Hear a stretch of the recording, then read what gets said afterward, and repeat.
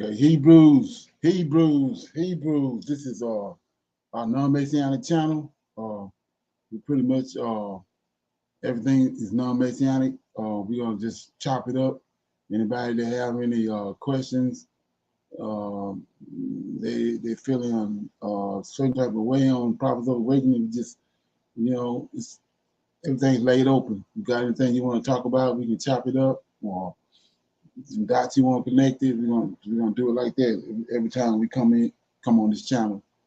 We'll try to do it at least twice a week, at least twice, 2-3 times a week. But yeah. So anybody have anything? What I want to generally focus on is what we was dealing with this morning with the writings of Abraham. Just kind of go through that a little bit and chop it up.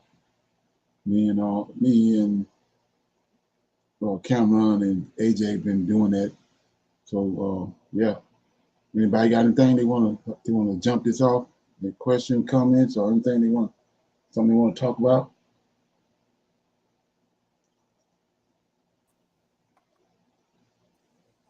Shalom. Okay. Can we, if it's time to talk about the spirits, because there's something about the spirits that's just nagging at me on how we're moving on this earth and what spirit is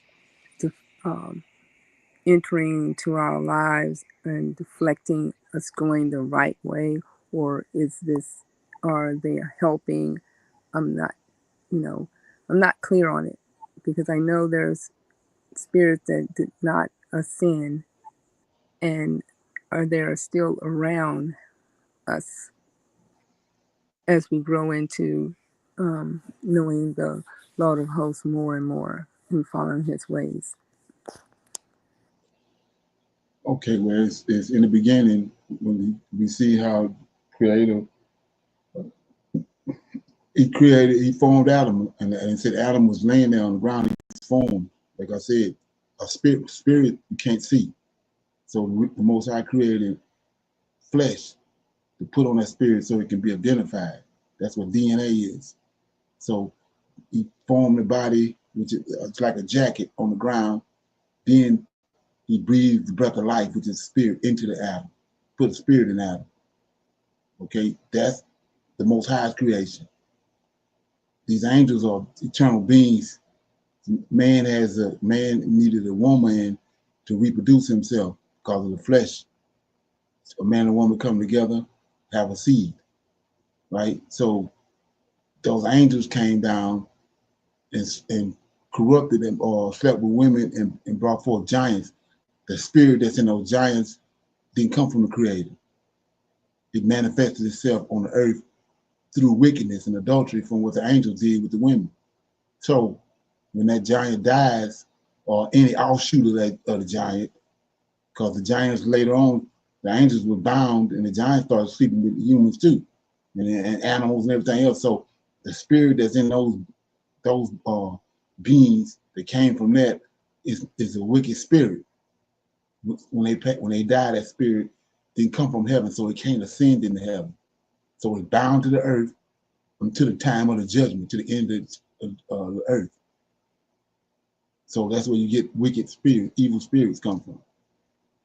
And they're going to be here until the end of the world, to this dispensation, till the Most High come back. Then they're going to be judged. He's the only one who can judge them. So that's what the wicked spirits are.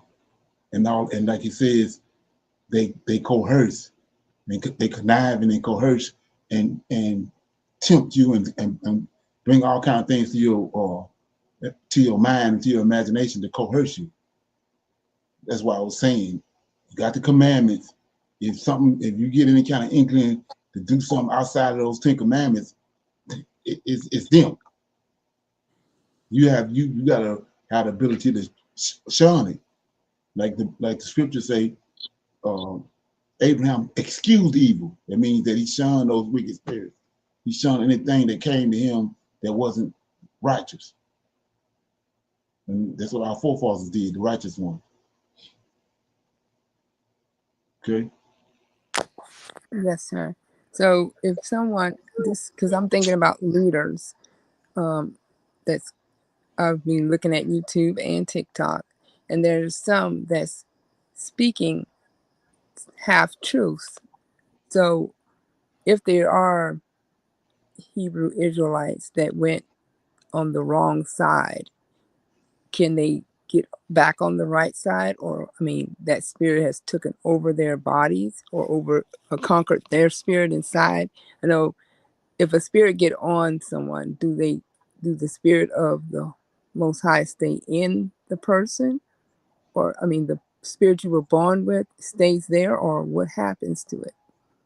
It becomes recessive. It's like it said, if you don't when you adhere to each, you got a hedge around you as long as you're doing righteous. When you allow wickedness to come in and coerce you, the spirit that's in you, that's from the Creator, it's reduced down.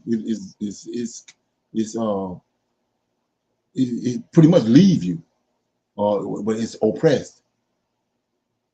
So the more righteousness you do, the more you excuse evil, the spirit of the Most High rises up. Like I was saying, that's the purpose of fasting. When you understand what I was just saying, that you got a spirit within you. The flesh body is where the five senses is, but the spirit that the Creator put in you, you have the ability to control the body. So when you fast and you don't give it what it want, then the spirit of the Most High comes up. That's what David did. That's what Daniel was doing in Genesis chapter 9 when he found out how close he was to the 70 years. He took up sackcloth and ashes and fasted and prayed for 21 days. He suppressed the body. And then that's when Gabriel came showed up. And so these angels, which are watchers, they tune into all that. So Gabriel said that when you see me, when I heard you the first, I saw what you was doing. When I recognized what you was doing the first day you done it, but I wasn't able to make it here until the 21st day because of those other wicked spirits and angelic beings that was trying to hold him up. So it's like it's nothing else out there.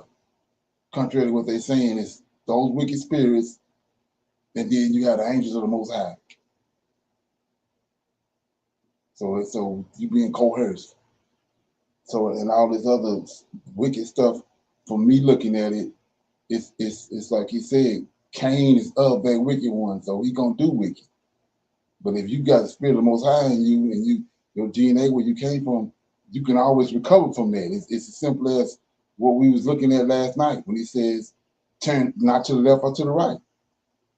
If you get on the straight and narrow, and then those spirits got to go. But as long as you're adhering to them, they're gonna hang around. That's their motivation to hang around because you adhering to it, whatever it is they got you doing. The moment you start excusing them, they got to go. Hey, brother Leonard, didn't you say that during like when you're praying to the Lord of Hosts that makes them flee? Right. Yeah. Okay. So in the Hebrew language, this is another example of identifying who the Lord of Hosts is. When you put your hands up in the air in Hebrew language, it symbolizes Yah. It symbolizes the Lord of Hosts. With a man with his hand outstretched is what symbolizes him in the Hebrew language. So when you stretch forth your hands under heaven, they gotta go. They gotta flee. That's an ultimate form of worship. Even in your bed, you stretch forth your hands in heaven. There's nothing they can do. They gotta go.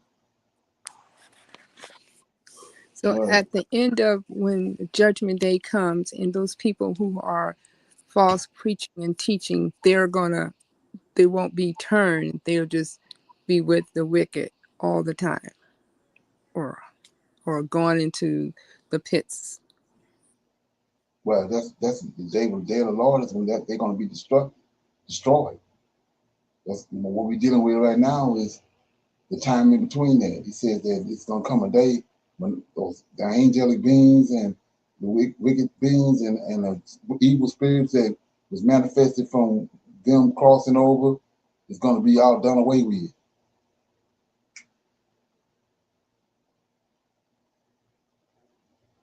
All right. Okay. Anybody else got anything else? We're gonna I go to I'm reading from the writings of Abraham. I'm just gonna read this is chapter 51. It says, try to get this party started. So it says that when these virgins were slain, you go I start like it can say, when these virgins were slain, the priest of Pharaoh took me also and laid me upon the altar to slay me. It's Abraham talking. But I cried unto the Lord my God, for I knew that my mission was not yet ended. And the Lord heard my voice and sent angels to loose the cords wherewith I was bound. And I saw the Lord sitting upon his throne. And he said unto me, Abraham, Abraham, behold, my name is Jehovah, and I have heard thee, and I have come down to deliver thee and to take thee away from the Father's house and from all thy kindred into a land which is unknown to thee, and a land which I have promised unto Noah should be an eternal inheritance unto the promised seed. So what we're dealing with right here is, if you understand what has happened through the book of Jasher and all that, Shadrach and Meshach and Abednego, long before they was put in the fiery furnace, Abraham was put in the fiery furnace. And this is what this is alluding to. Abraham was in the fiery furnace, and he called the Lord. And the Lord came and took him out of the fiery furnace, and then from there, he took him to the land of Canaan. He was directed to go to the land of Canaan. So notice the thing that stick out to me in this verse is he said, I saw the Lord seated upon his throne, and he said unto me, Abraham, Abraham, behold, my name is Jehovah. Did that ring a bell, anybody?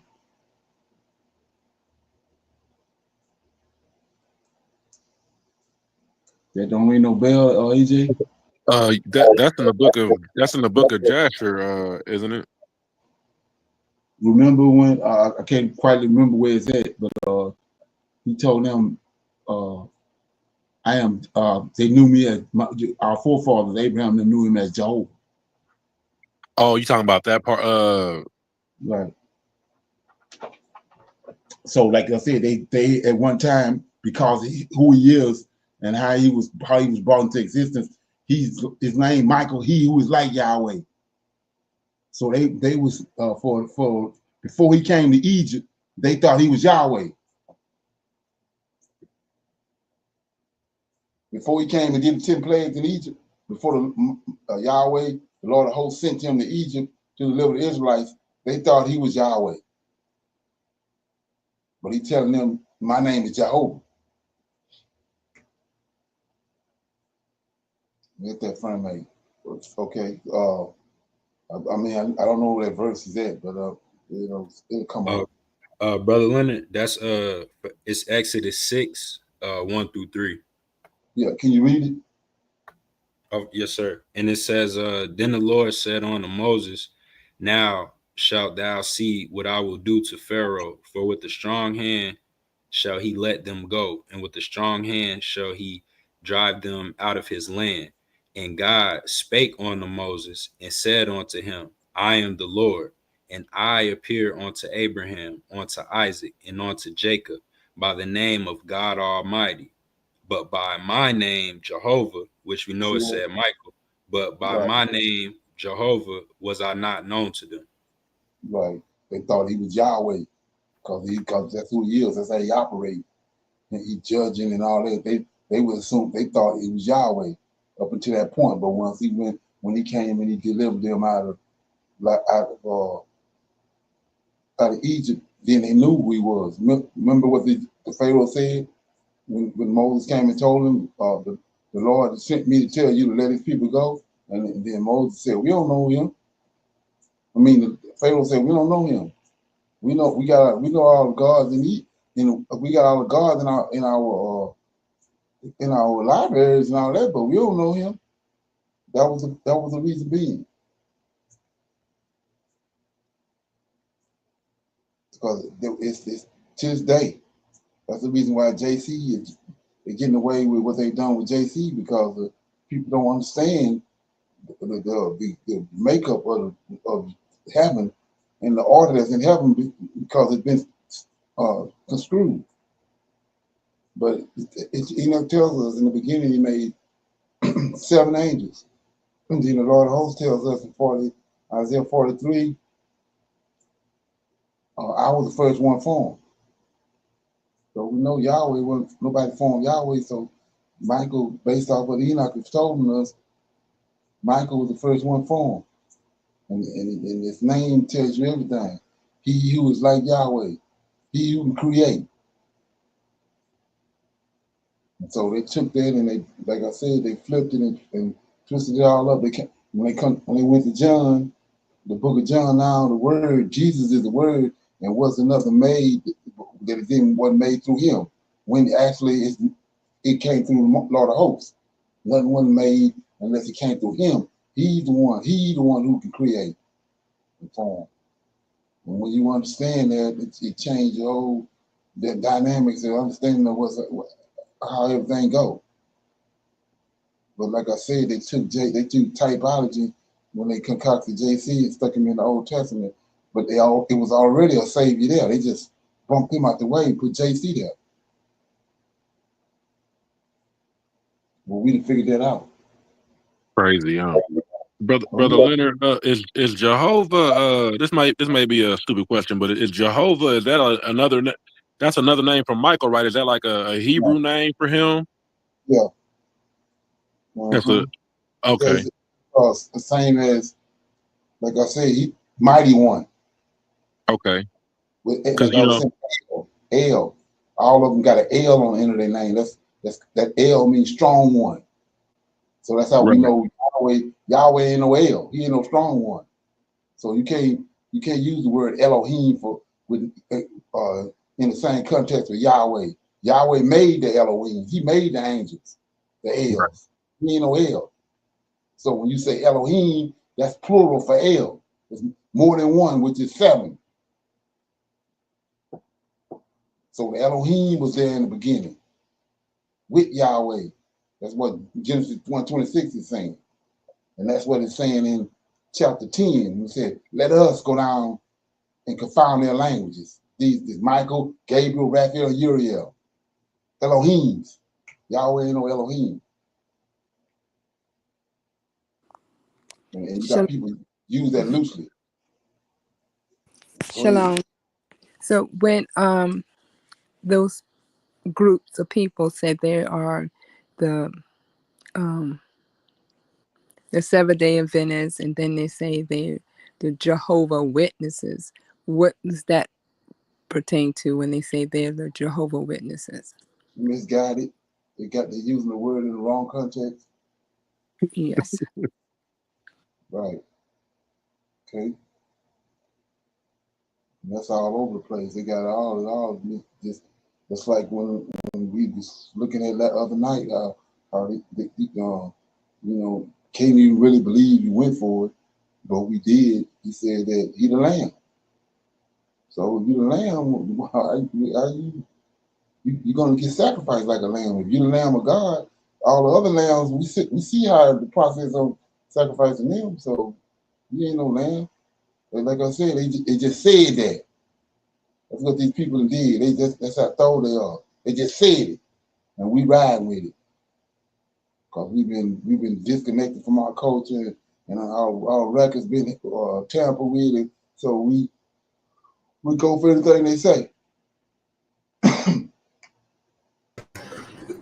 Shalom. So sometimes I'm silent because I'm just laughing. But the whole thing you just said about goodness, I can't even remember. I was laughing. They just said it. In the New Testament, it's just all of this Jesus business. And I promise, as a child, as a teenager, and as a young adult, there's just always, and I'm sure you guys at some point in your life can agree with me, there's just something that just didn't sit right. Like it's something that just does not sit right. Like whether you read into the Old Testament thoroughly or not, it's just like things don't add up. So there's these commandments, there's these laws, there's all these things we have to follow. Now, how did we get to this one man getting away with all of that? Like, I just got to believe in him and I'll make it to the other side. Like there's just so much that just does not even connect the dots. Exactly. And you're right. When you start in the back of the book, I'm one of those people. So when I was younger, that was me. There's all this talk about Jesus. And if you're telling me the Old Testament just leads to the New Testament, I'm not about to read the beginning of the book because I already know the end. But once you start reading it, it's like these don't even seem like the same books. Exactly. You don't add up. Then the names. You go from Hebrew names in the Old Testament to Matthew, Mark, Luke, John, all that don't add up. And then, like I said, one of the bigger things is when you dive into it, you understand that Malachi, last book of the Old Testament, you in the second beast that Daniel told us is 4 beasts. Then when you go to Matthew, the first book of the New Testament, you in the 4th beast. The 3rd beast ain't even there. So we know the Creator don't work like that. You got a whole, where all the meat is gone. The 3rd beast, it ain't even there. And that's crazy. So that's when those things started being revealed to me. And it goes back to what I said. When you entertain an evil or entertain these wicked spirits, the spirit of the Most High is suppressed. It's there, but it's oppressed. So, most people on here, they knew there was something wrong in the Old Testament, but that was that spirit. But it was oppressed. And now that you're getting more and more information, is coming forth more and more. Now everything you see the ignorance and the things that they impose on you. But the spirit was always there. You had that inkling that something wasn't right. That's the spirit of the Most High. It's about bringing it to the forefront. Brother Leonard, it's so relieving. I just want to say that it's so relieving, man. Let's see. Oh yeah. So I'm gonna say this, and then I do actually have a question. I promise. So this last Passover time, I was just sitting, and this was like the second time I've done Passover, and then it was brought to my attention that you need a temple and you need a priest, and I'm like, yeah, you do. And then after Passover passed, I was like, how does this work? Because in all the videos and all the movies, I think it's in the New Testament. I don't really know. I can tell you that for sure now. I really don't know what the New Testament says.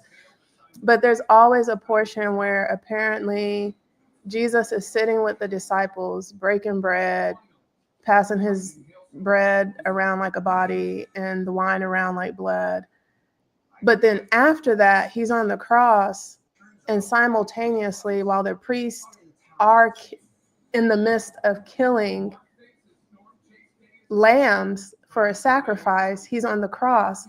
So then I was just really confused. I thought he was sitting for Passover. What the hell was he sitting for if they're just now killing the lamb? Right, exactly. And it's so confusing. Right. And I was just like, I don't understand. What happened? How can you be a part of Passover if you just had Passover before you was on the cross? That makes no sense. Right, exactly. That's totally how ignorant it is. Like I said, you say he the lamb, but he didn't get offered like a lamb. And then none of the events that happened in the so-called sacrifice happened in the temple. The lamb got to be sacrificed in the temple. None of that happened in the temple. It was all outside the temple. But Leonard, they changed that up. You know, once Jesus came, you could sacrifice anything on a piece of wood, a piece of plastic, anything. Exactly, right. There's something. Oh yeah. So my question, I really do have a question. I think it's the book of Enoch. Okay. The Most High, when he's talking to Uriel, Raphael, and Michael, chapter 10, I think it is. Okay. My confusion is Michael specifically is told basically to bind up Samuel. Semyaza. So is that not Samuel, or it is? Or it's a completely different angel? That's a different angel, St. John. Thank you. Okay. And that's why I paused. I was like, I don't know if that's the same name. So it goes on to say to make sure you get rid of all uncleanness and destroy all the wrong from the face of the earth and let every evil word come to an end, so on and so forth. My question is, are we still in the midst of that? Because clearly all evil is not going. Oh yeah, we're still in the midst of that. That's what we was talking about earlier. When the flood came, the flood was to get rid of those giants. And the giants within those giants is a mingled spirit. So when the flood came and drowned all those giants, then all those wicked spirits came forth because the giants drowned it. So their spirits emerged. And we was reading that a couple weeks ago when in the book of Enoch when Noah says Noah right after the flood was over with, Noah's children came to him and said that they were being afflicted by these wicked spirits because there was so many of them that came forth from the flood that killed all the giants, drowned all the giants. So Noah showed them what to do, how to counter them, how to combat them. So that's what that's still in place today. And that stands for all the angels. Like Gabriel is still in the midst of basically proceeding against the bastards and the reprobates and against the children of fornication. Like we're still, all the angels are still doing what they were commanded to currently. Or is it just Michael? Right. So when you understand what, like I said, they got everything out of context. Like the tribulation, for example, ain't no tribulation coming. The tribulation, we at the end of the tribulation.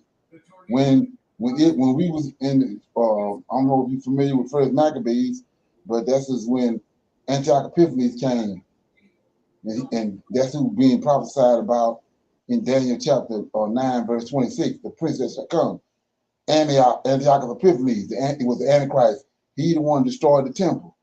When the temple was destroyed, we fled and went into Africa. That's when our tribulation started. We at the end of the tribulation. So they got all this stuff all discombobulated. So you have to be able to rightly divide that and understand what happened and what who's who. Like I said, in 143 BC we left. So from 143 BC to 70 AD, Esau was in the land. Esau was reigning out in 70 AD, not us. Esau was there. That's why the Sadducees, Pharisees, all them people were so wicked. No one Israelites. So they told the Most High in the book of Malachi, let's look at it right quick. He said in the book of Malachi, he says, like I said, once the information is brought forth, you be able to connect dots. So he says in the Malachi, like I said, this is the last book of the Old Testament of our records. So he says,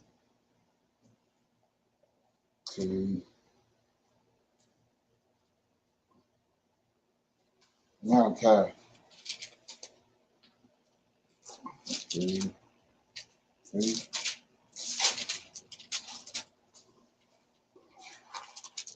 It says, chapter 1. So it says, the burden of the word of the Lord to Israel by Malachi. I have loved you, saith the Lord. Yet ye say, wherein have you loved us? Was not Esau, Jacob's brother, saith the Lord. Yet I loved him. I loved Jacob, and I hated Esau. And I laid his mountains and his heritage to waste for the dragons of the wilderness, right? So you got to ask yourself, where is he at? When he done this, where is Esau at? You keep reading in verse 4. Whereas Edom said, we are impoverished, but we will return, build the desolate places. So that takes you to Daniel. The desolate places is the abomination that make it desolate. Israel, he calls Israel to be desolate. The land of Israel will be desolate. So it says, whereas Edom said, we are impoverished, but we will return, build the desolate places. Thus says the Lord of hosts, they shall build, but I will throw down, and they shall be called, they shall call them the border of wickedness, and the people against whom the Lord have indignation forever. So that word border of wickedness, when you go to verse 5, your eyes shall see. That's what we're doing now, right now. And you shall say, the Lord will be magnified from the borders of Israel. So in 1948, they came back, like right here. So they can't come back to somewhere where they hadn't been before. They the one was ran out in 70 AD. And they told the Lord right here, whereas Edom said in verse 4, Malachi 1 and 4, whereas Edom said, we are impoverished, but we will return and build the desolate places. That's what they did in 1948. They came back and built all that up. It's all built up. But the Most High said, even though they returned, I'm going to come and tag back down. Because they're going to be called the people of indignation, the border of wickedness. And the border is they in the land of Israel, posing as Israelites. And you have to understand that. And we're looking at it play out now because nothing that the Lord of hosts said is going to happen when the real Israelites come back. None of that's happening. It's very opposite happening.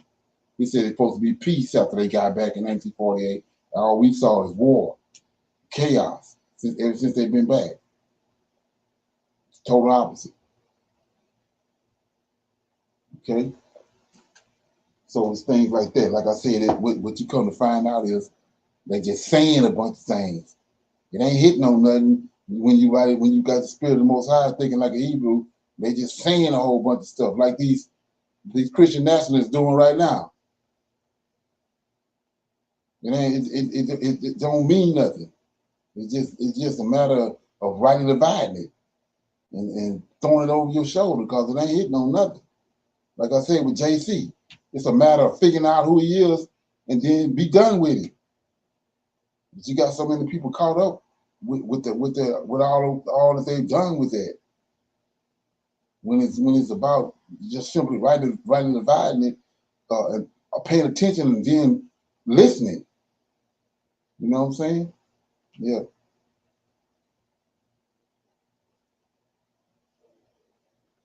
Okay. Anybody else got anything?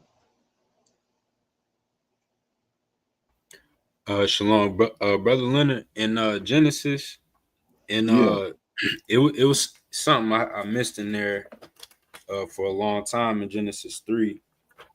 Well, I think I've seen it before, but it hit me harder, and it's not even that it's that big, but it also is. When he's talking about the enmity, right? It says that he will put the enmity between Adam's seed and the serpent seed, right? Mm-hmm. So we just think that there's perpetual hatred because they just have perpetual hatred. But Michael could make them love us if they weren't wicked, but they're from a wicked seed. So I feel like that enmity is a sign that keeps us from mating with them. I mean, basically. Right. Yeah. You know, when it says, "Don't let your sons marry their daughters," is a spirit that he has on us. You know what I'm saying? Especially once you get the memo, And you a Hebrew Israelite, you're gonna turn away from that. But like I said, it was a time when we was ignorant. That's like worshiping JC. It was a time when you was ignorant to that and you worshiped him, but once the Most High brought light to that conversation and shined a light on it and open your mind up, you don't deal with him no more. Clean and unclean food. It just, to me, it just come natural if you're Hebrew Israelite. It comes natural. It just, you shed it.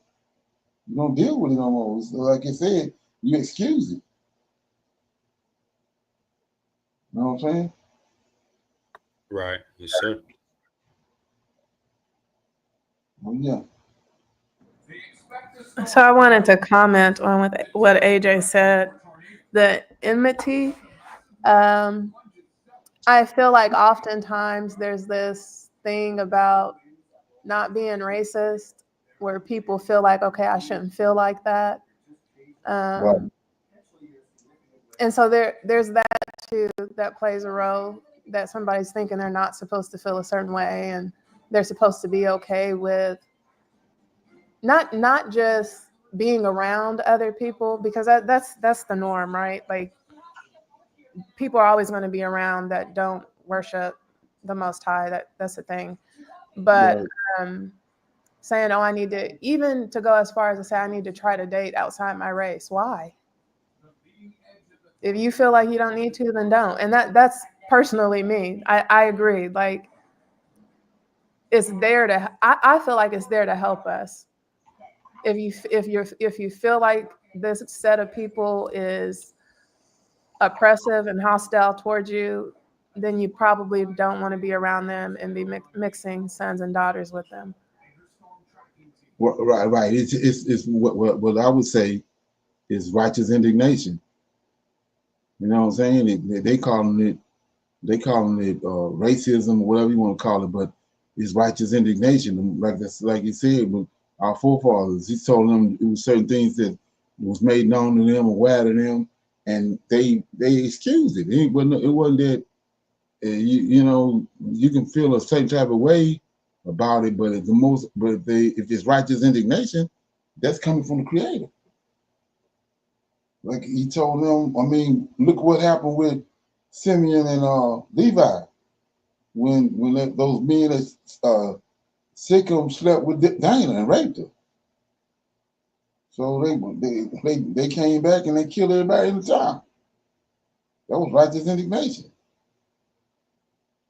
And like I said, if he told us not to mingle this and not to mingle that, then it's nothing wicked about it. It's about being righteous and keeping the law, keeping the Most High's law to the best of your knowledge. That's how that goes. I mean, look what the angels did. They wasn't supposed to come down and sleep with women. If they had righteous indignation, it wouldn't happen.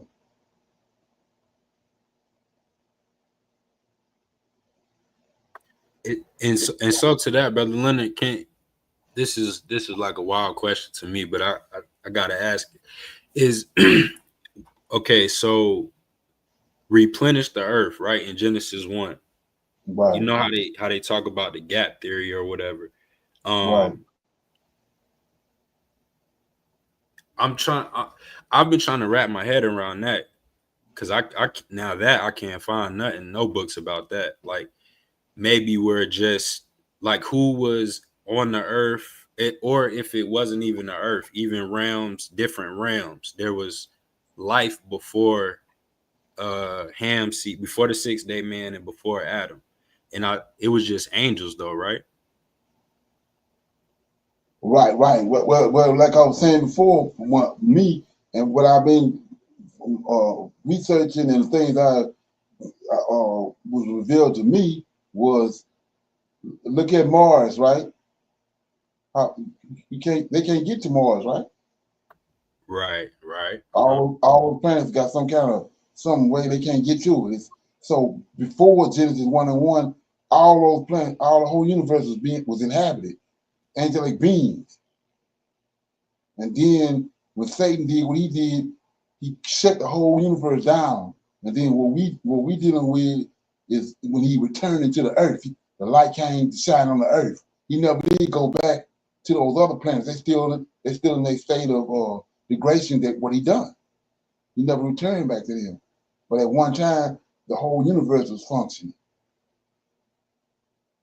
And like I was saying, when you understand that we as Israelites, we got scattered, you know, each Israelite, you know what I mean? We were scattered in different places. Well, the same thing with our scriptures. They were scattered in different places.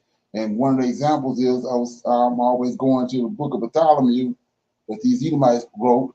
But in there, the story of what happened in the beginning, Lucifer tells they got Lucifer telling Bartholomew what happened. He told him that they was after the war in heaven, he was cast out along with the priesthood. That's what these serpents are. That's been here. Him and the priesthood of serpentine beings was cast out into outer space, and the whole thing was dark because he had shut it down. Then the Most High came, him and the Lord of Hosts came back to the earth, and when that light shined on the earth, it's when the light shined on them, and he awoke first. And then he came to the garden. So that's my understanding of it, which makes sense to me. Oh no, that makes perfect sense. And now that I'm thinking about it, in a lot of different ways in which they throwed it off, but a lot of movies actually allude to that, you know, even in a different time frame of those events happening. Because I mean, even Independence Day is kind of something like that, to be honest. Exactly. And then it's serpents, you know, everywhere, every civilization, all the civilizations, ancient civilizations, and all of them, they dealing with serpents some kind of way. So those serpents been here. You know what I'm saying? Yes, sir. Yes, sir. Right. Even Egypt dealing with them. Right. Right. They was here. That's what I say. That was like I said, like he said, and Michael said in, I think it's Ezekiel 28, when he said he saw Lucifer falling from heaven. That's when he kicked him out. But he said you used to walk up and down in the stones of fire, which is these serpentine beings. Which he, you know. So the reason they got cast out because of, when you understand how that works, they never dealt with the Creator. Lucifer was a Lord, so they only reported to him. He reported to Yahweh, to the Creator. So when he cast him out, they thought he was being unjust to him. So when he cast him out, they went with him. That's the third of the angels, which are these serpentine beings, and they was cast out to the earth. That's before Genesis 1:1. And you notice how nobody never really thought about it, but it dawned on me about it. Look at the frog, right? Okay, he started out in the water, don't he? Yes, sir. He started out as a tadpole in the water, but he ended up on the land. So that's supernatural. So where they're coming from? These serpentine beings. All the movies you watch, they in the water, or they come out the water. They in and out of the water. And like I said before, all these civilizations, they got these serpentine beings that came up out the water, like with Dagon. That's what the Pope of Rome got on his head, a fish head. It's a being that Dagon is a being that came out the ocean and gave them revelations. All of them is about them coming out the water. So, like I said, when you understand what happened with the Creator, he brought a flood. And he said everything on dry land was destroyed, but not in the ocean. Even what we just watched, these sirens, these 200 women that were sleeping with the angels, they end up in the water. We look in the book of Adam and Eve, the angels that came up on top of the mountain that finagled Jared, they came up out the water. And like I said before, they even the UFOs, they go way back to ancient times. Columbus and all them say these things come up out the water. We thinking that they are bold as in outer space, but it's way more hidden areas on the planet under the water than it is out pretty much in outer space.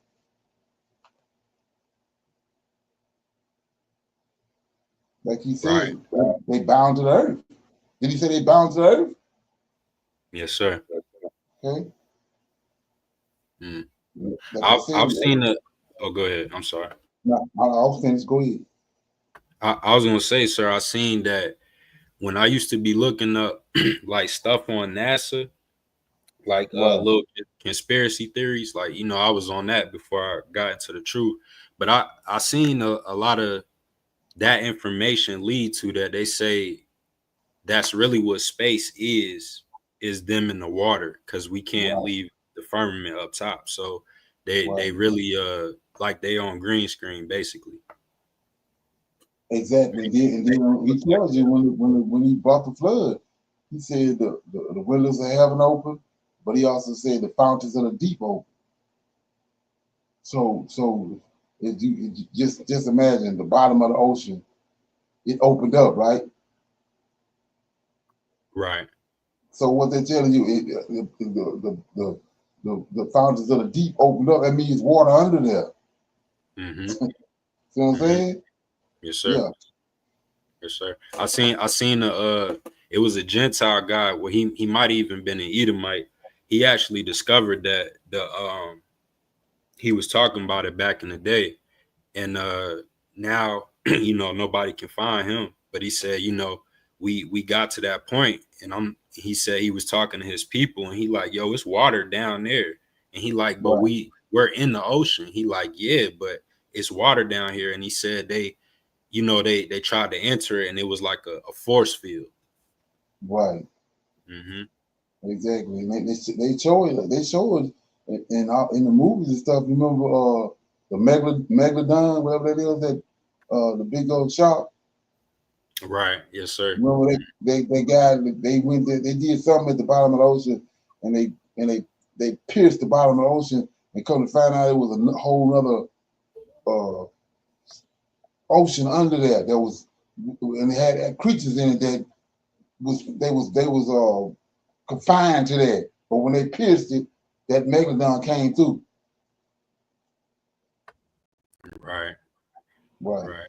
Yes, sir. And that's just like because even in the video you was playing, how they showed them a lot, you know, obviously either being green and or blue, you know, or pale white in that movie Avatar, and in the second Black Panther movie, they're dealing with these, you know, with these people. And I think that main guy in the second Black Panther movie, I think that's supposed to be Dagon. Yeah, yes, sir. Right, exactly. Right, exactly. And then, like I said, another thing to think about, you know, when the flood came, right, those giants died, right? They drowned. Right, yes, sir. Well, those spirits in the water, they came from them. They always talking about the marine world. Well, those spirits can't drown. But that's where they can't. When the giant drowned, when they drowned, they had to go to the bottom of the sea or whatever. They came forth. They in the water. Brother Leonard, while we're in Aqualand, I was wondering if you have, because it talks about Leviathan in the Bible. Is that evil scribe. What's your take on Leviathan?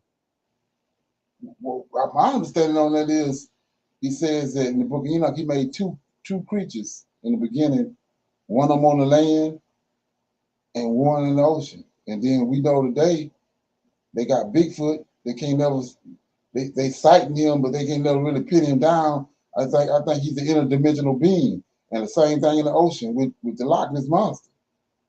They can't never pin him down. So I think they're supernatural beings. One in the ocean and one on land. That's my take. Okay, I agree. I agree with you, because something about just reading about Leviathan, it just makes me feel like he or she is out there. Why You know what I'm saying? Yeah, will we ever see it, or like, I don't know, but it just I don't know, it's interesting to me. And I played a lot of video games in my life, and they've put Leviathan in video games, and they make it this huge like snake like water being, yeah. So I just thought and it's in scripture, so I thought I would, while we were talking about water, I thought I would ask you that. Right. Yeah. Yeah.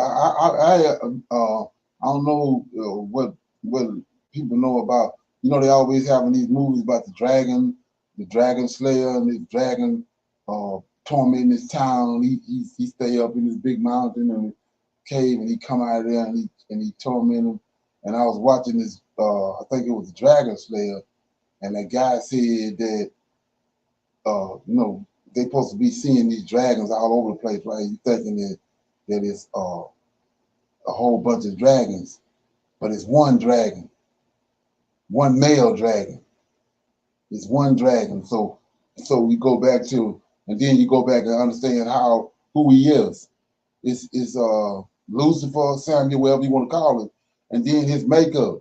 He's able to. You got to think about. Look at his makeup. He's able to shoot fire out his insides, like I was saying before with the frog.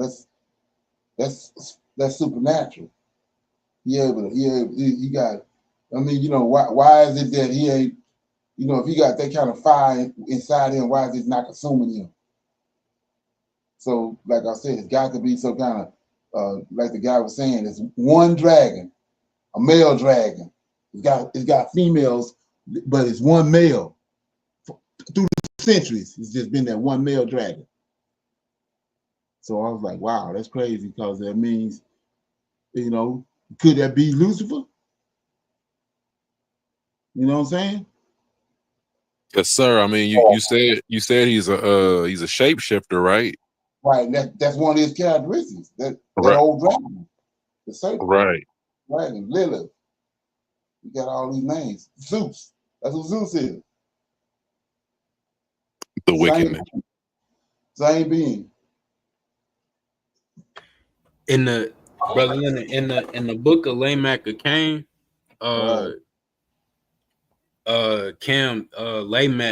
Cain's Lamech is dealing with Leviathan in that book. And with us just talking about this, I'm gonna go back and read their interaction a little bit more closer, because that makes sense. And also, when I'm thinking about Brother Leonard, him being Samuel, when he was the high priest, right, standing next to Michael, that the Levites is from Israel, they vicious, right? So Samuel had to be the same way. And I'm saying that because you remember in this book, Lamech of Cain, that Lamech basically had Leviathan doing hits for him. Right, exactly.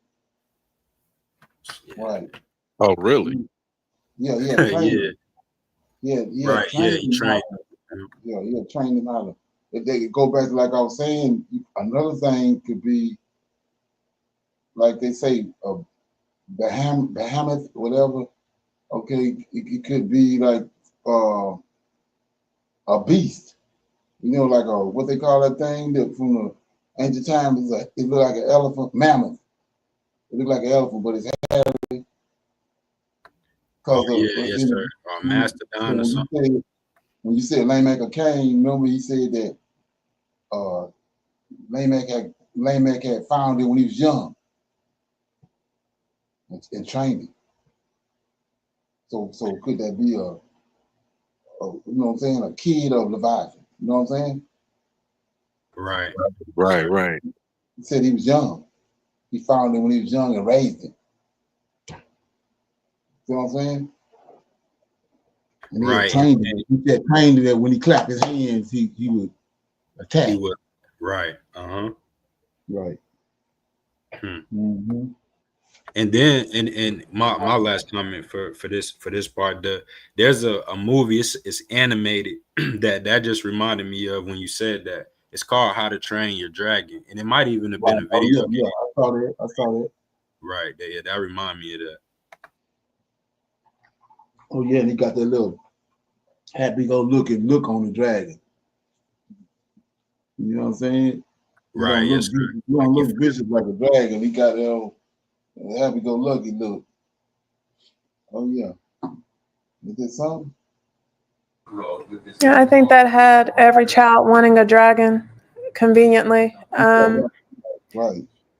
They put a like I was saying, they put this happy-go-lucky take on the dragon when that ain't how it go. You know what I'm saying? Oh yeah. And it's always a. Oh, go ahead, brother. You go to McDonald's and they got the he up in your Happy Meal, the dragon. And there's something. Yes, sir. They used to have a game too on PlayStation back when I was younger called Spyro, and even on that game, he's not like a Leviathan dragon. He's like you saying, he like happy-go-lucky. But there's always somebody with red hair around. Yes, exactly, Cam. Right. But there's always somebody with red hair around too. Yeah. Especially a woman. Oh yeah. Like I was saying before, what tripped me out, I was actually embarrassed, but we said Lilith she got red apparel on. Red dress, right? You know that? Right, yes, sir. Mm-hmm. She always got a red dress on. So remember the Matrix? And the guy kept going in the Matrix, but he kept seeing this woman in a red dress. You remember that? Yes. Right. Is that something? And then you come to find, you start looking around and start paying attention. It's everywhere. They blowing right in your face. Even with when you start talking about witchcraft, the cultism and all that, that 6-pointed star, the top of it is Samuel, the bottom of it is Lilith. And then shit, I ain't know that until recently, and that's been there. Like I said, like the guy was saying about the actual truth of the actual Genesis. You know what I'm saying? They took out, they didn't gave us a whole nother version of it, but all this stuff, they know where all this stuff, where all this stuff coming from. These names was in the book. They took the names out. Like you were saying, AJ, with it was saying Michael. Yeah, they took that part out. Right. They put Lord and not God to trick you off because they don't. First of all, they want you to think that it's one God, but it never was with just one God. It's one creator, but there's other beings, supernatural beings that's assisting him. Like Enoch says, he formed these 7 beings from fire from himself. And they all through like I was saying before, you can talk to you blue in the face, but if you can't go to the scriptures and find these beings, then you ain't hitting on nothing. But you go right to the scriptures, there it is, all through the scriptures. These 7 angels. So come on. So I have 5 million questions, and I'll start with one. Some days ago, you were letting me know that, and I can't remember, I think maybe you read it in the book of Jasher, where Job, and I had read that when you read the scripture the text in Jasher about Job, I was like, yeah, I did read that. And I had just assumed, oh, look, there's another man named Job. So my question is the entire story of Job that's in the canon incorrect? Or is that bits and pieces that are true? Or what's the case with the book of Job in the Bible? I think what it is it's a character from the Gentiles or from Esau, and they didn't stuck him over in our book and put him as a book in our canons, because everything he's doing, like I was saying, everything he's doing is Greek, because like I said, when the Most High comes, you don't see the prophets talking to the Most High like Job doing. That's what the Greeks do, which is what philosophizing, which is wicked as hell. That's what the Greeks did. Plato and all them, and it's tied to homosexuality. They want to philosophize everything. Like for instance, you can't disconnect what's this well the theory of relativity, that I don't know if anybody know about that, but then I was trying to think of what's the story of how we transformed to get to where we at. This guy made his book Evolution. Yeah. So you can't disconnect evolution from homosexuality. It's all tied together, all Greek stuff. The Hebrews don't think like that. They don't talk to the Creator like Job talking to him. Coming back with everything, coming back questioning everything aside with all that, you know, it don't work like that. That's not that ain't Hebrew. And you want to really, it kind of, like I say, it kind of register, but it don't. But when somebody actually shine a light on it, then you go back and start looking at it, you can see that's not Hebrew. That's how they do, even to right now. They do it on the news. They got 3 people like you'll be looking at the news. They want to get something across to you. It's like subliminal. They got the actual reporter talking. They got somebody on the right side, somebody on the left side, and they actually all working together to get you to a certain point. That's how these Greeks operate. So he asking a question that he gonna answer himself, and then you gonna, like I was saying before, he just said it. They doing in the New Testament. Jesus will do something, and then he'll say something. It's written in red. Now the Christian walking around like that's law. See what I'm saying? Like I said, when you get a chance, on the news on, watch. It's always people, and they working together. It's a certain place they want to go to, and between the 3 of them, this want to say something over here. He'll say something to compliment it. They all working together to get you to a certain point, to believe a certain thing on the news. And that's why Trump and these so-called mega people hollering about fake news, because they know that's what they've been doing all along. Encourage you, to get you to believe a certain thing, and they do it wholesale in the scriptures, especially in the New Testament. It's sort of like hydrogen dialectic. You know, you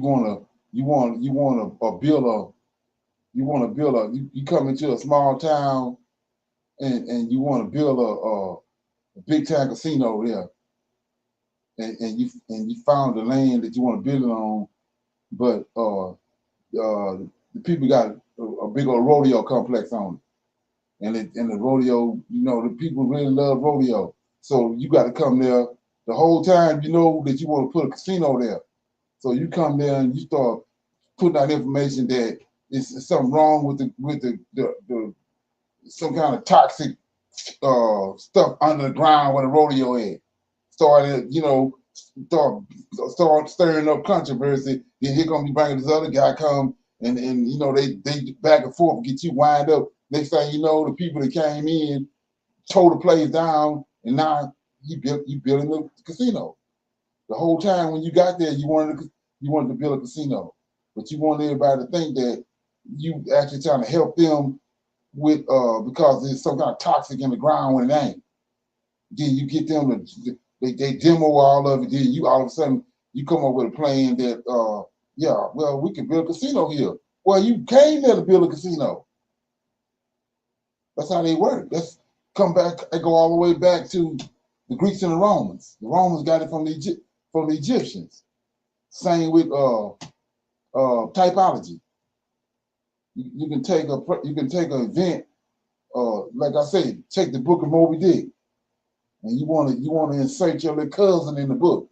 So all you do is go look at certain events that's happening in the book, and then you go and you write the script, you write them paragraph or whatever, put your cousin in there with it, and then synchronize it with what's already there, and it looked like he'd been there the whole time.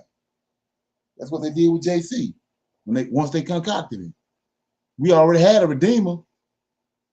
When they concocted him at the Council of Nicaea, then they went and they inserted him in the Old Testament. Like a prime example is the Psalms. When we read it, and David said, my father, my God, why art thou forsaken me? David saying that, not JC. So you got this clown over you to concoct it. Now you put him over there and say, this is dualism. David is prophesying about this man right here.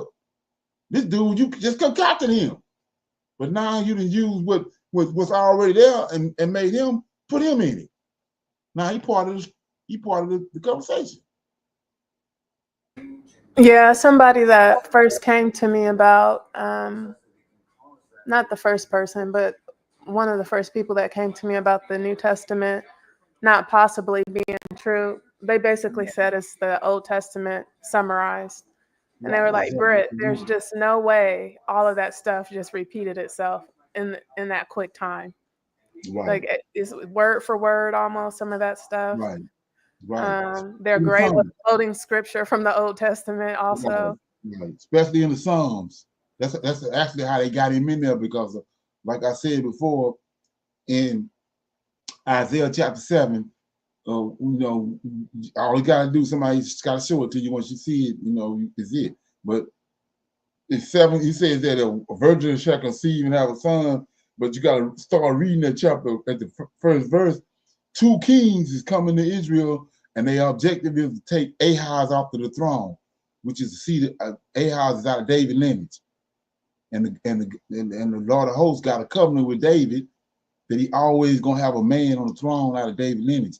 If that man that's on the throne in Judah is not out of David lineage, is a breach. So these 2 kings in Isaiah chapter 7 come in to take Ahaz, which is out of David lineage, off the throne. Then around chapter verse 11 or 12, Isaiah tell him, I got a sign. Isaiah, I got a sign for you from the Lord, right? And our virgin gonna conceive and have a son. And the sign is Ahaz's son. That's who the son is. And then you keep reading, he says, butter and honey shall he eat. Before these 2 kings come. They don't have nothing to do with JC. So anyway, like I said, they didn't superimpose him in that scripture by saying, Emmanuel. Name him Emmanuel. When Emmanuel had nothing to do with it. Isaiah got 3 sons in that book. Isaiah got 3 sons, and one of those sons is the sign that he's gonna use, which is, I can't say his name, Mashabah, whatever his name is, but that's what that is all about. But then he came and inserted JC in the story, and it's amazing how nobody can see see the rest of that stuff. So anyway, with Job, that makes sense. Yeah, so I said all that to say this. So when you understand all that, you go to Matthew, like I was saying. Then they inserted him in David lineage. That's why the first thing they did in Matthew was they gave you the lineage of David. I mean, the lineage the lineage of David all and put JC in it, which is a breach. Because they never was able to do it in the Old Testament. It's after Israel got kicked out of the land, then they got hold of our records, they was able to put serpent seed, because that's what he is, into Matthew's, through Matthew, the book of Matthew, they was able to insert JC into David lineage. Okay. So with Job, that makes sense. Thank you for saying that, because then there was a question of, or just is mind-boggling to think that, we constantly talk about and read about in scripture that, and just even in the book of Psalms itself, that if someone is on the right path and pleading to the Lord, to the Most High, to look upon me and help me, then they get the help. Like Michael is here, as I was talking about earlier in the book of Jasher, to make sure that evil is what's off of the face of the earth. And if you're following his will and way, he'll help you. And so Job, that book was always questionable to me. It just did not line up. I didn't understand, how the Most High could have the sons of God sitting in a meeting and saying, oh, it's okay, you can go pick on that man down there that's keeping my will. Like, that just confused me. And I will say, I could see somebody easily thinking, well, what's the point? If I follow the Most High, he might have the devil just come down and halfway kill me and my family. So what am I following him for? Right. That don't make no sense. It's just like you said, that quote they used with JC about selecting. The Lord of Hosts can pick at their birth, he can make them righteous or unrighteous. No, ain't how it works. You got a free will. You got the opportunity to go to the left or go to the right. He ain't gonna just make a wicked seed and make a right or make a righteous seed. That don't make sense. Or what they call selection or something they call it. It's some kind of phrase they use in the New Testament. But it don't work like that. Like I said, we didn't pick game on why Esau so wicked. We didn't pick game on why Cain so wicked. Because who his father is. With Judah, when he went into the Canaanite woman, them 3 boys was wicked. Well, they wicked because the woman is wicked. She come from the Canaanites. That's why they wicked. That was forbidden seed. It ain't the Most High gonna decide to get make somebody wicked, or he decide to make one righteous. It don't work like that. He can't be asking the question that he asks all through the scriptures, am I righteous? If you're doing that, hell no, he ain't righteous. So it don't make sense. The concept wicked as hell. Oh, yeah. But we just been going along with that, not paying attention to it. For another example, when he says JC is written in red, if you can believe it, he talking to his disciples, if you can believe it, John the Baptist is Elijah. Can John the Baptist be Elijah? No. No. John the Baptist got his own body. We're talking about how the Most High made DNA to make bodies for these spirits that he put in the body at conception. Each body got his own identity or flesh body. So no, hell no. John the Baptist, I don't believe it. John the Baptist ain't on Elijah. Elijah got his own spirit in his own body. John the Baptist got his own body and his own spirit. So that's back again, like I said, that's Greek shit. Right. And he's an Edomite. Yeah, no, John the Baptist can't be no Elijah. That's like reincarnation. That's Greek. They ain't got nothing to do with no Yahweh. Yeah, Brother Leonard, those red words pull the wool over people's eyes. Oh yeah. And I don't know how, like you said, once you know the truth, you can. Right. I know personally, me, sometimes I'm like, how did I ever not see that? It's so weird to think, even if you utterly, full-heartedly believe that Jesus is the same person from the Old Testament, it's like, well, why are we suddenly putting everything in red? Why was nothing in the Old Testament in red? Literally everybody kept saying the Lord said. Like, why is it not in red? Why is a small portion of this holy book only having red letters? Why is it not significant when he spoke earlier? Well, you know why it's in red, right? Oh yeah, copying off of what book is that? Egyptian Book of the Dead. Yeah, there you go. Yeah, Horus. Everything Horus said in the Egyptian Book of the Dead is in red. That's where they got it from. So back to secret combinations. Would you say we've been living in a world like that? And even at this point, maybe it's no worse, no better than it was before. It's just that we're now realizing it because we now know the truth.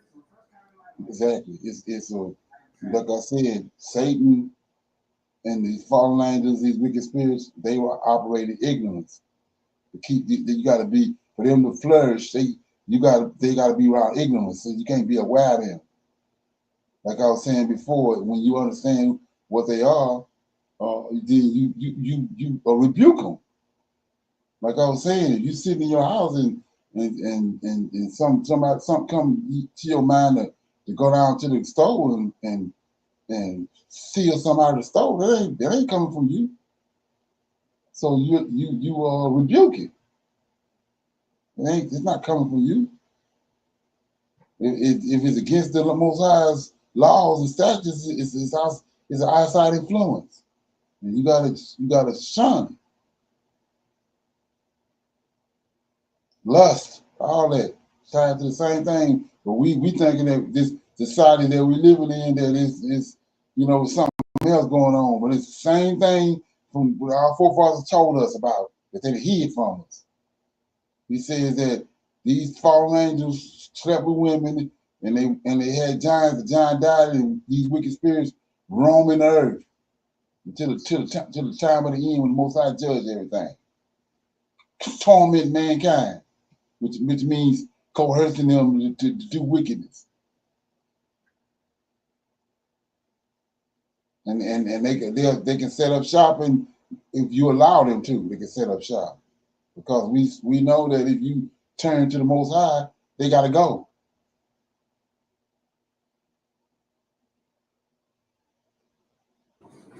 One of my last questions. Same thing with the question of the Book of Job. Is Ruth just a non-existent book, or is there bits and pieces that are true in there? Yeah, well, I think what they did was twisted it up. It's actually part of our history, but they came and twisted it up. Like I said, they had to after what they done with the New Testament, because they deal with women. You know what I'm saying? Like we were that's one of the things I didn't get a chance to talk about in the book of the writings of Abraham. Do you remember what he said? That it was a woman from, I think, Cain lineage that ended up in Egypt. And look at the philosophy of Egypt. It's all about the woman is God. Okay, so that's you got to look at all that. When you start seeing that type of stuff, it's connecting dots, and then that's how you getting wisdom as a woman. All that because of, and then look at the 200 women that the angels slept with. They gave them knowledge. They gave them the knowledge, and so that automatically that threw off the Most High's order, because now you go these women and got this knowledge from these angels that mankind wasn't even supposed to have. And then you say, well, what are you talking about? The same thing in the New Testament. JC giving Mary all this knowledge, and the 12 disciples, they throw it off. When he died and they put him in the tomb, the 12 disciples, they don't know, they lost. They up in the upper room somewhere, they told, but Mary she know where he at. She right where he supposed to be at. And then he give all his knowledge before he ascend up in the heaven. Same thing. It's like I said, once you peep a game on it, you can see that he the serpent seed. He's sitting there with blue eyes and red hair. He's serpent seed. They didn't inject the serpent seed into our scriptures. Okay. Okay. I had always wondered. So this is me like still trying to understand how back in the day when I was trying to understand how the New Testament could even make sense. And as you guys might know, they have like 2 different genealogy lists for how Jesus arrived. And it was just weird to me. I was like, so he came from a Moabite? And David came from a Moabite? And it's just, and I did not understand it because in my head, there was, when you go back and read the Old Testament for yourself, and you're not just reading it to pretend to like do Bible study, when you're actually reading it for understanding, it was so weird to me that it was all of this, do not do this, do not do this, do not do this. How Solomon fell because of the wives that led him astray. But then apparently David came from a Moabite and Jesus came from a Moabite. I was just like, oh, that's a lot. They defiled him. All our people, they defiled them. But like I said, Job or Edomite, they lifted Job up. They lifted their people up. They turned around and denigrated ours, like Noah. Noah, the reason he chose Noah to get on the ark and to build the ark was Noah was perfect in his generation. But as soon as the flood over with, now he's drunk. So they denigrating all our forefathers, and then they stuck they people in there and raised them up and elevated them. And so it goes back to, like I was saying, you come to find out that they semi-retarded, because like I was saying about the lamb, you telling me you eat a lamb, but he's not being sacrificed like no lamb. You know what I'm saying? It's nothing making no sense. And it's all about, we got you have a spell on you for not to see that. You know what I'm saying? That's how that works. And especially when it's imposed on you from when you're born, and they even so slick, they get your very mother and father and your sisters, your siblings, and all them. When you're born, it's imposed on you. You go to church. You deal with JC from the time you come out the womb. Like David said. David said that the Lord of hosts was cast upon him at the womb. Well, they got JC cast upon us out the womb. Come on. Is there something? Okay. Quick question. Do we know random thought, but do we know if the original skins that Adam and Eve walked away out of Eden from, if those remained in Ham's possession? I thought I read somewhere that they're not, but is that is there text anywhere that it was not still in Ham's family? Oh yeah, I think if you follow the stories, and you're able to rightly divide what's in the books that they took out and the books that's there, and walk it down, you can see that he took skins. So this what helped me was we was reading the other day when he says when they made the sacrifice, he told them take the head and certain parts of the animal, the dung and all this stuff, and they burn it on the fire, right? Right. So what happened with Adam and Eve sin? It's the Lord of hosts. Remember, he's there. He's the one instructing them because he's saying, take this, the fat over here, take this. He's there, instructing them. So Adam and Eve, when they sinned, he the one did the sacrifice. He the one took the animal. He doing what the priest did.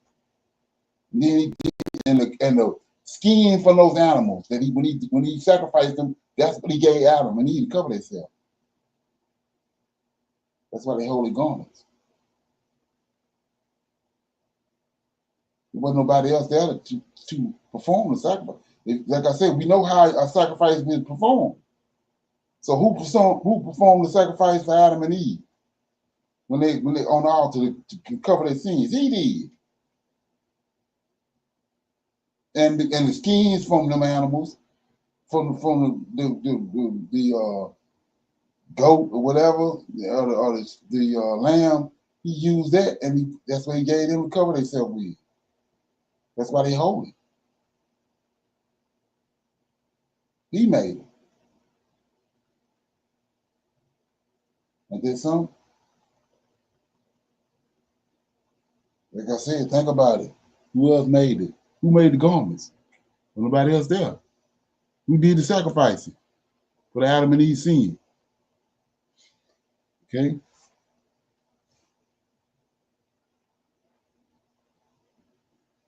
And Brother Leonard, to that, I remember my trail stopped at Nimrod. I remember seeing that Nimrod stolen from Ham. I read in one of these books. Is that correct or no? Well, yeah. At the time when what happened with Noah when Noah's Noah's wife got raped. At the same time, he got the garments too. And then, like I said, I just knew this, but then it was verified when we was reading out of the book of the writings of Abraham. Remember, he said after he had done what he done, he saw Noah. He grabbed Noah's. He saw the garments in there in Noah's tent. He grabbed them and he went and got his family and left. Did you read that? Remember that when I was reading it the other day? Right. Yes, sir. He gathered all his possessions up and his people and struck their tents, which means disassembled their tents, and they left because he had the garments. And then at the same time, he stole the land of Canaan because he was on his way to the land that was given to him, but he viewed the land of Canaan and stole it. That's why it's called the land of Canaan, because originally it was given to Shem. So how did it become the land of Canaan? Canaan stole it. Which, like I was saying, that goes back to what the Most High said. The iniquity of the Amorites is not yet full because of what they've done. So then when Moses, after they came out of Egypt, Moses and Joshua brought judgment on. Most High used Moses, Joshua, Jasher, and Caleb them to bring judgment on the Amorites for what they had done back when they stole the land. Way back. And then you got to remember those precepts. He said that when Noah cursed Canaan, because Canaan went on a boat, Canaan was the result of what had happened with Noah's wife. He got raped, and then he said, "Cursed be Canaan." So where Canaan at? In her stomach, in her womb. He said, "Cursed be Canaan. A servant shall he be." And I showed you in let me go there right quick. So you go to what we was at in chapter, I think it's 15, the end of chapter 15, from the prophecy that we've been talking about. You go to Genesis 15, okay, and then the last 18, 19, 20, 21, it says, in the same day, this was Abraham had the prophecy about they was going into captivity in Egypt. Then it says in verse 18, in the same day, the Lord made a covenant with Abram, saying, unto thy seed have I given this land, from the river of Egypt unto the great river, river Euphrates. The 19, 20, 21, the Canaanites. Noah said back during the time when he got out the boat, he said, you're gonna be a servant of servants to Shem. You're gonna be a servant to Shem. There you go, right here. Abraham out of Shem seed. So it says 18. In the same day, the Lord made a covenant with Abraham, saying, unto thy seed have I given this land, the Shem seed, this land, from the river of Egypt unto the great river, the river Euphrates, and all these people included. Abraham became Abraham's servant right here. So it says the Canaanites, the Kenites, the Kodites, the Hittites, the Perizzites, the Rephaim, the Amorites, Canaanites, see that? Girgashites, the Jebusites, they all became servants. That's what Noah said way back there with what they done when they raped his wife and he got Canaan. It's being fulfilled right here. Okay. Yes, sir. Those 7 nations became servants to Shem. That's why Abraham got giants all around him, and David had giants, because they became servants to Shem seed. And like I said, Noah spoke it. Okay. Everybody good?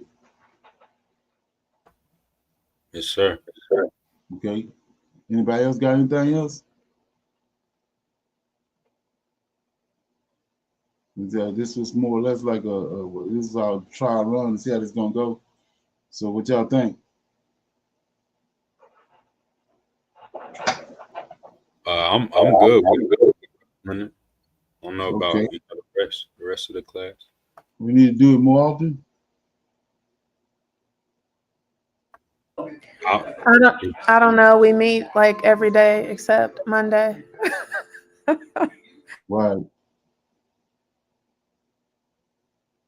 Okay. So yeah, we'll, like I say, I'm gonna let everybody know in advance. Every time we do it, it's like a it's a different format, and then you gotta look at other people that's searching, and they come across this information. They could be they doorway to get a greater understanding. Okay. So I have one more question. I promise. In the garden, Eve is seduced by. So that is Samuel, right? Yeah, his name's Samuel. And that okay, in that part. Every text says that Adam also eats the fruit. What is Adam doing? Why is he eating the fruit? Not why is he eating the fruit? What is he doing? If Eve is having sex, is Adam having sex? Is that why they're both ashamed? Like, what is he doing when he eats the fruit? The serpent got ability to shapeshift, don't he? What'd you say? The serpent has the ability to shapeshift. Remember what he did with Seth? Yes. So that's what Lilith come in at. That old serpent, the dragon, and all these names, Lilith is one of his names. He can transform into anything the Most High created. So he had a sexual encounter with Eve, then turned around and had a sexual encounter with Adam. The fruit Okay. is not an apple. The fruit is not an apple. The fruit is right. I have that part. Yeah. The fruit is the knowledge of him that he So has. He's the tree of knowledge of good and evil. Yes, sir. I've heard of Lilith, and I've heard you guys say it on different people, when I say you guys, different people on here mention Lilith. So Right. this is the first time of my understanding of what you guys mean with Lilith. So Lilith is basically the Samuel who has Shapeshift. yes, and that is how Adam also takes part in quote unquote eating the fruit. Right. So Because in my head there is some homosexuality, so I was just like, what are we doing? now his objective is to defile them. Okay. If you go back to you go to Genesis chapter 2, okay, and this will, I notice it helped a lot of people. You go to Genesis chapter 2, verse, let me see, 1, 2, 3, yeah, the last chapter 3, the last verse in chapter 3 says, he brought the woman, therefore shall, verse 24 says, 2 and 24 says, therefore shall a man leave his father and his mother, and they shall cleave unto his wife, and they shall be one flesh. So it's a lot going on right there. He brought the woman to Adam. Adam consummated. They had a sexual relationship right here. When a man and a woman become one flesh, they done linked up. So when he brought the woman to Adam, Adam consummated. That's how she became his wife. And then the next verse, and they were both, it just had sex, consummated the relationship. They were both naked, the man and his wife, and they was not ashamed. So they just had sex, but they're not ashamed. So when that's what makes you know what the fruit is. So he came and he caused them to have illicit sex after they already married. So he had an encounter with Eve, defiled her, then turned around and defiled Adam. And so you say, what are you talking about? That's where these other books come in that they don't want you to read. You go to the book Adam and Eve.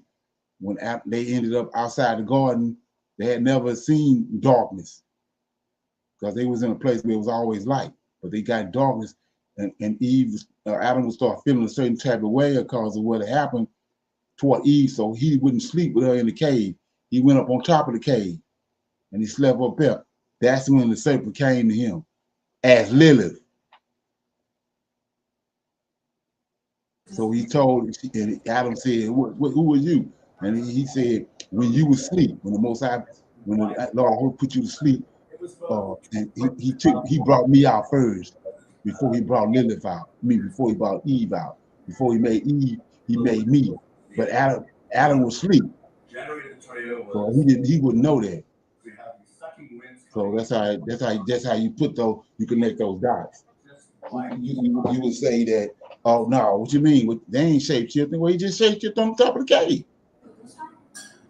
Oh, So thank you for thank you for shift, saying that, because I had heard literally prior to like 1 minute ago, the only understanding I had of Lilith, which was from many years ago, but still the only understanding I had was that it was a female that was created that was evil.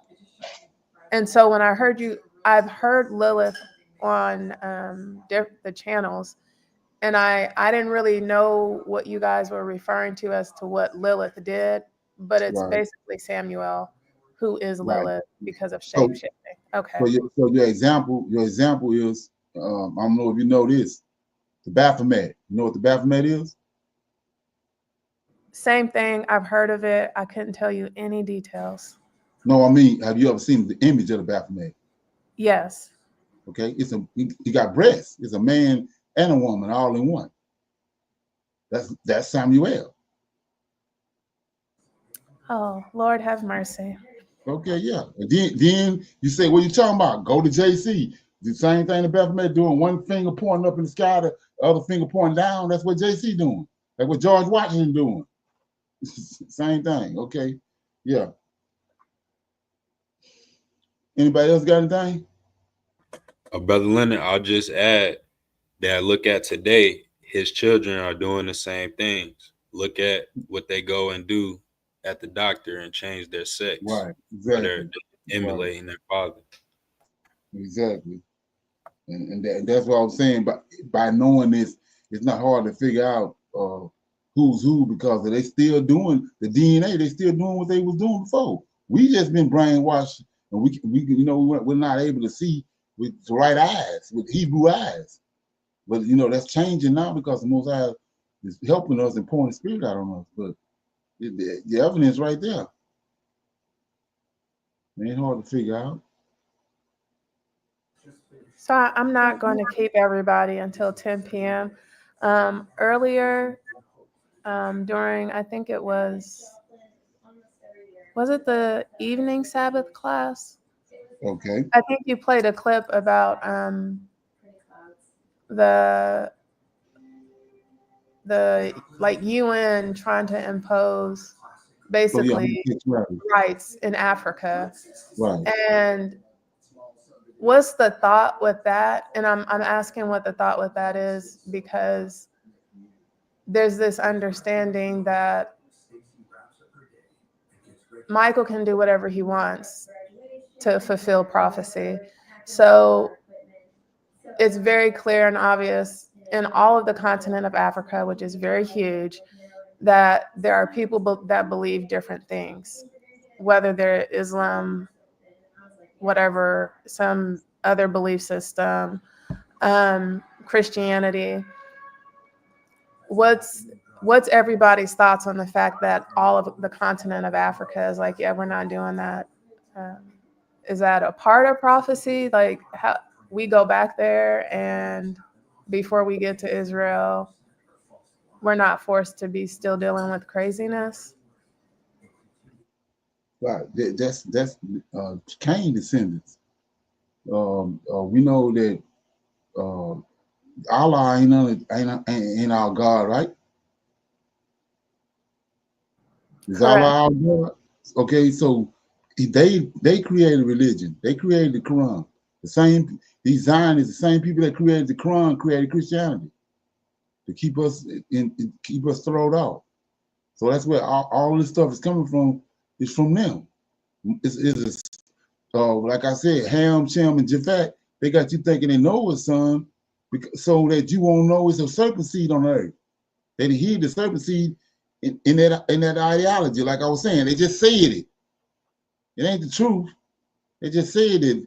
Japhet ain't Noah's son, and so it's a whole bunch of information incorporated in that. Because if you knew that the serpent had a seed on the earth, you wouldn't be dealing with it. And then, like the people here in America, we'd have been left. We wouldn't be staying with them. We'd be staying somewhere. We wouldn't be around them if we knew they was serpent seed, but they didn't hid it. But the evidence showing us through history what all that they've done. I mean, the transatlantic slave trade. Who would do that to a people? And then to get us over here, and look what they done over here with the lynchings and all the abuse. It's obvious who the serpent seed is. Japhet ain't no son. But 90-some% of the world believe that. And that's how they're able to operate. They operate under falsehoods and people being in darkness. Yeah. Okay. So we're gonna have to cut it out right there. Everybody good? Yes, sir. Okay, so with that being said, I'm gonna say shalom, shalom, and another shalom. I think it turned out pretty good. Yeah. Okay. Yes, sir. Thank you. I highly recommend that you get this book and you read it, because it's a must that you understand who God head is in the order that's in the Old Testament and Tanakh, because it's not the same as in the New Testament. And when you read this and you get an understanding, then the scriptures open up, and then you begin to understand. So I highly recommend that you get this book. It's the Elohim of Israel, and it's a breakdown on the word Elohim and who the God of Israel is, and the Godhead.